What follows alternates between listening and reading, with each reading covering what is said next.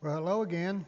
I want to thank you for joining us for this week's Sunday school lesson. As you know, we are working our way through the book of Proverbs, and this week's lesson is entitled Living Wisely. But this particular lesson I'm going to take some liberties with because I want to share with you a lot more verses than what our lesson quarterly includes.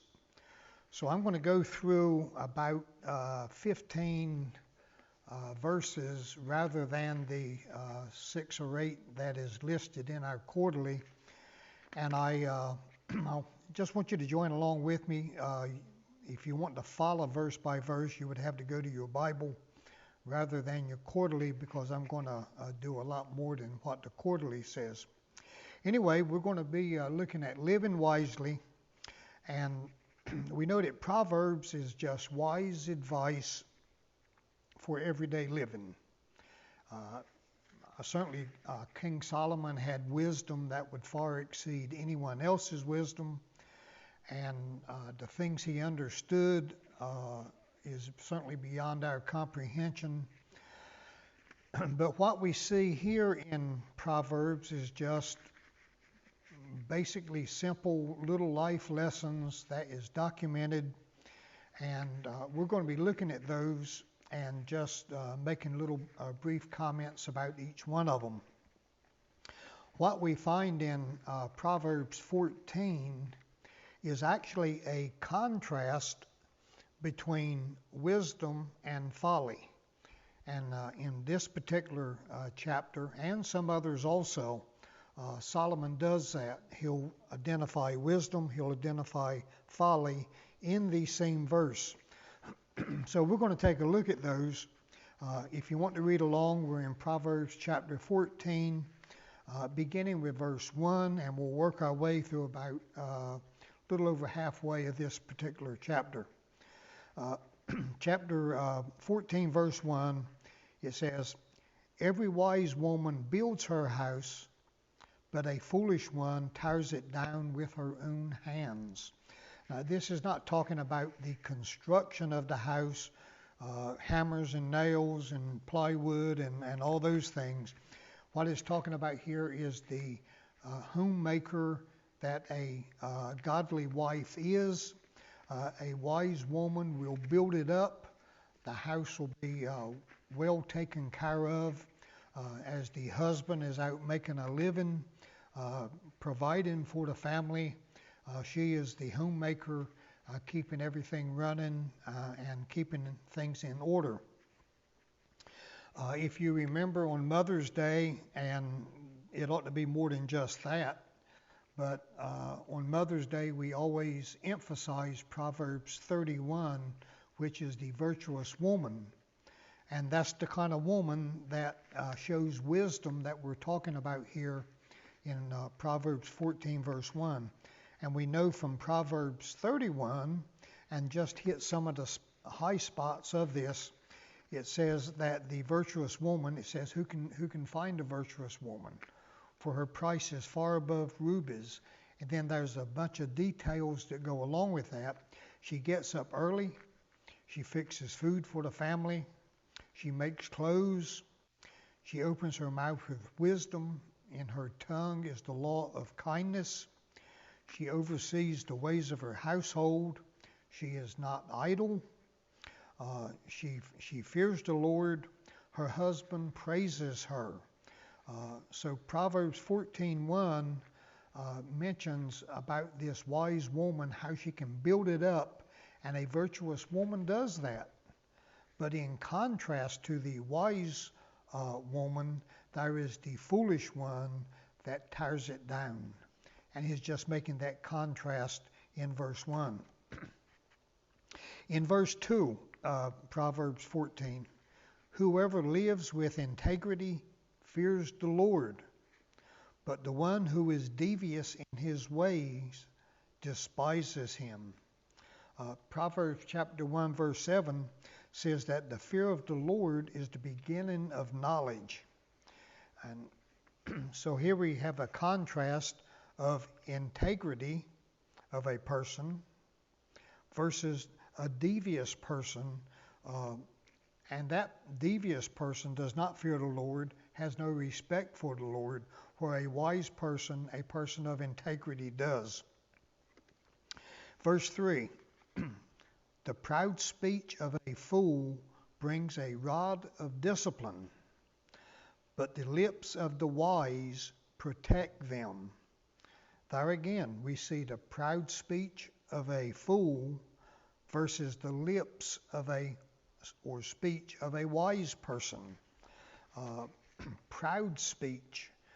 We know from Proverbs 16, verse 18, that after pride comes destruction, a haughty spirit before a fall. A person that is proud in their speech, they are just bragging, they're boastful. He says here in verse 3, it's going to bring a rod of discipline. Not necessarily a whipping rod, but pride is not going to fit well into God's plan. God cannot use a proud Christian.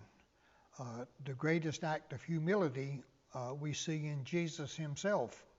So we know that a proud person is not going to be helpful to God's work, and in the long run, it's just going to be something that's just not going to fit well even in society. Verse 4, where there is no oxen, the feeding trough is empty, but an abundant harvest comes through the strength of an ox. What he is talking about here is if you can build a barn and you can have it very neat, you can have it taken care of, and it's almost like a dwelling where you could live in it, even though it's a barn. But if you have an ox or animals in it, then you're going to have some cleaning up to do. You're going to have to feed them. You're going to have to take care of them. You're going to have provide water for them. You're not going to keep the barn clean if you got animals. However, if you don't have animals, you're not going to be able to plow your fields or have milk cows or whatever. This is quite a contrast when you think about even our homes, where we want them to be clean and neat and everything in order. But sometimes that's difficult to do if you got a large family and a bunch of kids. But I would remind us that having kids and activity in a house is a pretty good trade-off versus a house that is never messed up in any way, shape, or form, but nobody lives there. You can spend all your time cleaning and working and fussing and complaining, dusting, doing everything you can, but you're going to miss out on some things by not having activity within the house. Here he uses the illustration of a barn. You're going to have if you're going to have animals to take care of you, then you need to take care of them, and there's a trade-off in here. So don't work too hard to put all your emphasis on making sure everything is exactly the way it ought to be. Sometimes you got to trade off a little bit, and once you get an empty nest, is like what we like to call it today. Once we have an empty nest, you realize how important those little feet were, and those dirty hands and dirty clothes, and it's a small trade-off to have a little bit of unkeptness in your home, to have the activity that goes with a family. Verse 5, an honest witness does not deceive, but a dishonest witness utters lies. I remember people talking about back years ago when they would make a transaction of some sort, maybe they wanted to buy a boat or buy a motor or even an automobile, it seemed like a handshake was plenty adequate for the transaction. It was an honest person. He said, I'll give you this for that. And they shook hands, and that was the agreement. No documents, nothing notarized, no lawyers involved. A man's word was his bond. Now we know today that that's not a very practical thing to do.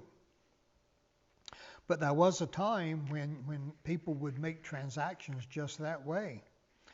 And if it's an honest witness, he will not deceive you. His word is his bond. He will do what he said.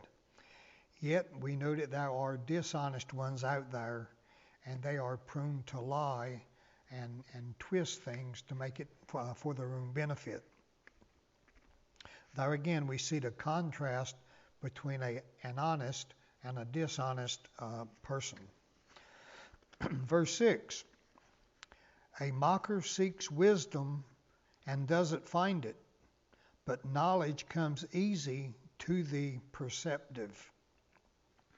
Here we see the comparison between a mocker, a person that mocks, and a person that is perceptive. Certainly a person that is a mocker, he certainly probably has a desire for things to be better in his life, and maybe he tries to pursue it, but it's just not there, where a person with knowledge seems to always come out okay. It just comes natural. And there we see a contrast between a person that doesn't have wisdom and a person that does have wisdom. Verse 7, stay away from a foolish person.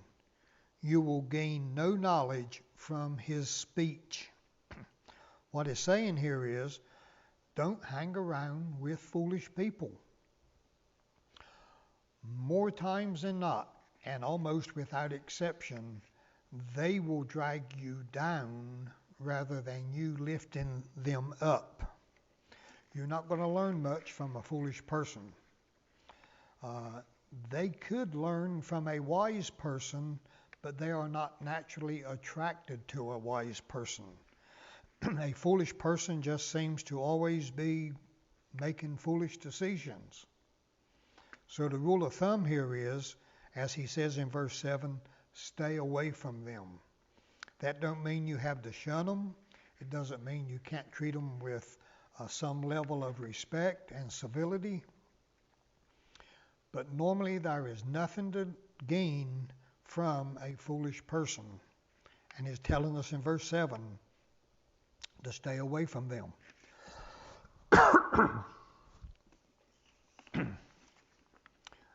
Verse 8, the sensible person's wisdom is to consider his way, but the stupidity of fools deceive them. A sensible person's wisdom. He's talking here about a person who is guided by his wisdom. They think it through. They consider what needs to be done. They look at it carefully. They consider all the options, and then they make a decision. Yet, he says, the stupidity of fools deceives them. Sometimes we use the phrase, flying by the seat of his pants. He's just, whatever comes up, comes out. He just goes here, he goes there, thinks nothing through. He's just deceiving himself. A sensible person seems to always come out good. A stupidity of a fool is often, they just can't make a good decision, and it seems like they're continuously getting out of one bad decision into another. They have very little ambition. They don't set goals. They just take it the way it comes, and you see the contrast there between a person that is sensible and a person that is foolish. Verse 9, fools mock at making reparations, but there is goodwill among the upright. A foolish person makes light of God's sin, or what God calls sin, and a foolish person makes fun of God's provision for sin. We know from 1 Corinthians 1:18 that the teaching of the cross is foolishness for those that perish. Why would that be? I mean, this is God's plan for our salvation. We have a sin debt that we cannot pay. God sent His Son Jesus to pay that debt for us, and yet foolish people mock it. They make fun of the church. They make fun of Christians. They have no desire to be a part of that. Not just the lifestyle that a Christian tries to live, but honoring God for His love to us, that He would give His Son to pay our sin debt, and even that is considered foolish to them. A fool mocks at that. Yet there is goodwill among the upright. And there again we see the transition from bad to good. We see the contrast between foolishness and wisdom. Verse 10, the heart knows its own bitterness, and no outsider shares in its joy. Appearances can be deceitful. We try to put on a happy face. We try to smile. We oftentimes we just don't express ourselves. When things are going bad, we kind of harbor it inside. There was a little saying I saw one time that really meant a lot to me. It said, be kind. Everyone you meet is fighting a battle. Everybody has something. Everybody has some kind of issue that they're dealing with. There's no perfect situations. There's no perfect husbands. There's no perfect wives. There's no perfect parents. There's no perfect children. There's no perfect jobs. There's no perfect churches. Everybody has something that they're dealing with in their life. But he says the heart knows its own bitterness, and the outsiders just might not always see that. But we know within us we all have something that concerns us, something we're worried about, something we're concerned about, and everybody is fighting some kind of battle. So we need to be patient when it comes to dealing with other people. Different people handle it different ways. Some hold it in better than others. Some, what comes up comes out, and you hear them before you see them. Nevertheless, we know that in everybody's heart there is some kind of a sadness, and we just need to try to deal with that the best we can, and just try to be sensitive, and I guess we just need to try to be patient with other people, because we absolutely know everybody is dealing with something. Verse 11, the house of the wicked will be destroyed, but the tent of the upright will flourish. Here is a contrast between a house and a tent, and you would think that the house would be much more solid than just a tent. But we know from Matthew chapter 7 that Jesus gave us an illustration about a house, one that was built on sand versus one that was built on a solid rock foundation. And there we see where you don't have a foundation, regardless of how nice the house might look and how nice it might be painted, it might be impressive from the outside, but if there is no foundation under it, it's not going to last. Well, this is not just a house versus a tent. This is the house of the wicked versus a tent of the upright. A person can live in a nice home, have a nice house, and it will be destroyed if the foundation is not if the foundation in God is not there. Yet a person can only have a tent to live in, but yet if they are an upright person, they will flourish. Now, not necessarily in this life, but this is an eternal thing. There are plenty of applications where this happens now, that a person in a nice house might have, as society looks at it, a whole lot more than a person that doesn't have a very nice house. But we know that the eternal application is that the person who is upright is going to fare in eternity a lot better than a person who is wicked. Now, I'm going to skip verse 12 for right now, but I'm going to come back to that one because I want to close with verse 12. So we're going to go to verse 11 right now. Verse 13. Even in laughter, a heart may be sad, and joy may end in grief. Don't expect laughter to last too long. We all want to be happy. We all want to live in joy. We all want to have peace and comfort.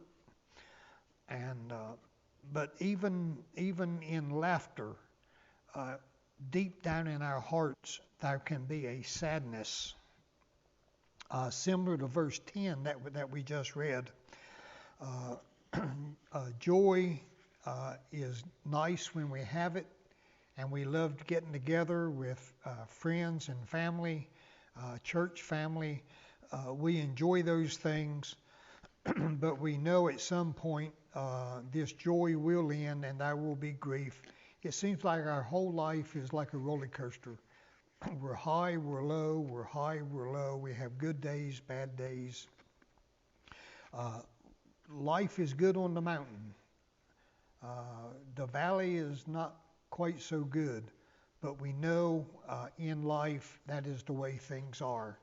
So enjoy the good, take advantage of it, but we know at some point there will be sadness come our way, and we just want to have a merry heart as much as you can, but we know that joy is great, but yet at some point there will be grief that follows. Verse 14, the disloyal one, like a backslider, if you will, some translations say that, the disloyal one will get what his conduct deserves, and a good one what his deeds deserve. Now here we see the contrast between a person that is disloyal and one that is faithful. A person that is nowhere near what he used to be and should be versus a person who is doing everything that he should. We know from Galatians chapter 6, verse 7, that you reap what you sow. As they say, payday someday.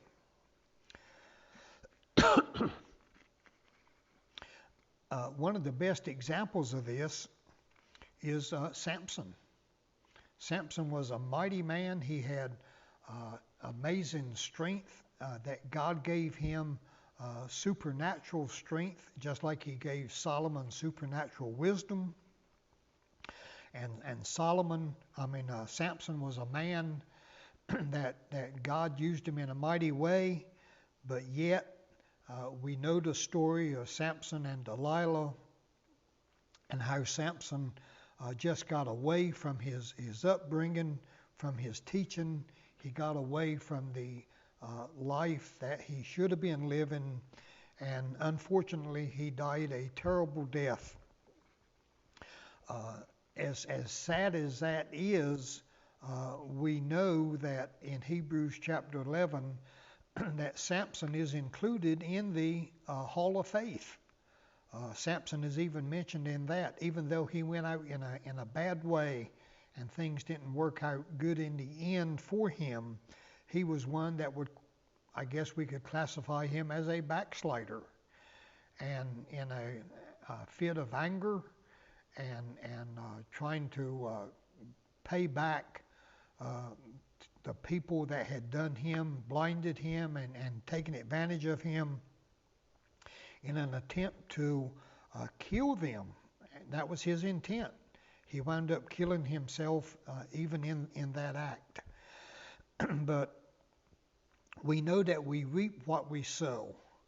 And if we live a life separated from God, there's going to be consequences in that.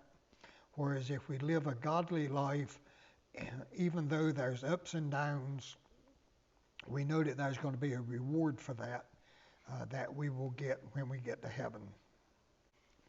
Now I want to go back to verse 12, the one that I skipped over, because this is the one that I want to close with. To me, this one is so important to all of us. All of them are, of course, but this one here just is so fitting for today when we look around us and the things we see. Proverbs 14, verse 12. There is a way that seems right to a person, but its end is always the way of death. In Judges chapter 21, verse 25, it says that the people were doing what was right in their own eyes. There was no leadership. There was no standards, only their own. And what people did, it was just what they wanted to do. If they thought it was right, they did it, whether God thought it was right or not. And just because it seems right to a person doesn't mean it is right. And here we see the contrast from a disloyal person and a good person. And what we find out here is that each one will reap what they sow. Payday someday.